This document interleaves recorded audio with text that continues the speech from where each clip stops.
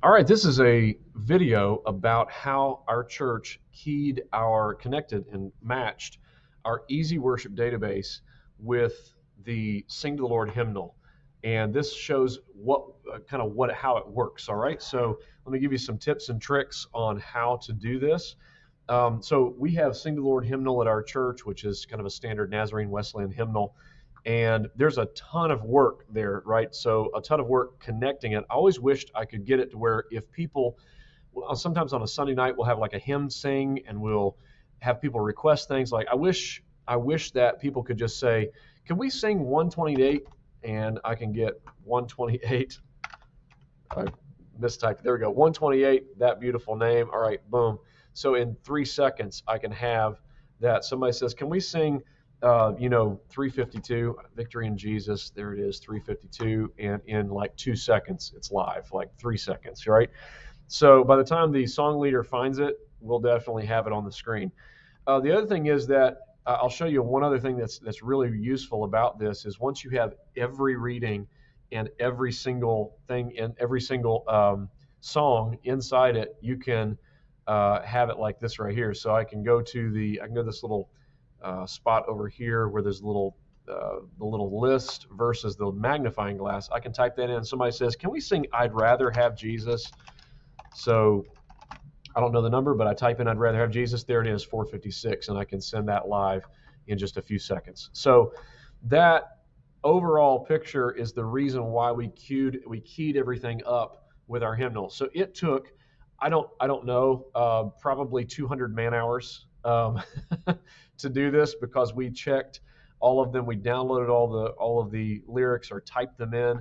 We typed every reading. I'll show you how that looks. So let's go to responsive act of submission, number 465, and Sing to the Lord, and it's right here. So you can send that live. It's, as you can see, it is Lord in all of our decision making as a church, and then it's bolded here, and I'll kind of grow this a little bit for you so you can see.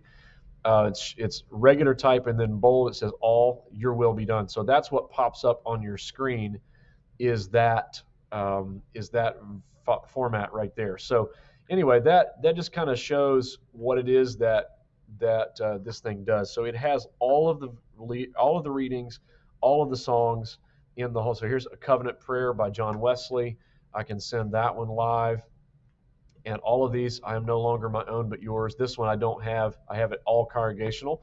Other ones that are scripture readings, I have in this format here, which is like we instructed you how to live in order to please God.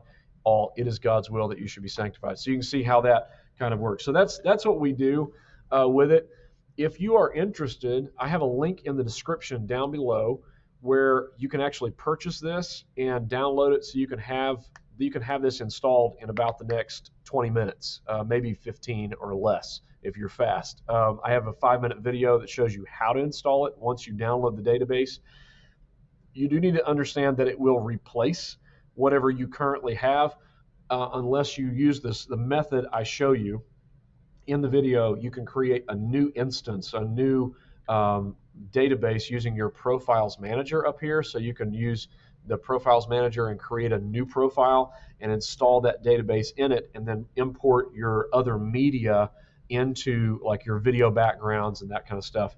You can import into EasyWorship from there. So if you're interested in getting that, you can click the link in the description, and you can purchase it at, I think it's $30 right now is the cost. And so you can literally have that, and I don't know what it would cost you in man hours to do it, but I know we have over 150 man hours in it. It took a lot of volunteer hours. So if that's something you want to do, click the link down below, and that should make it possible for you to have all of that in your database, so you can see exactly the way it is. Also, one of the things in our database, I have just a few like blank things like announcements, offering, prayer. Those are all just kind of in there because those are standard things that I wanted to have in our songs, but not keyed. So I have just a 00 for those.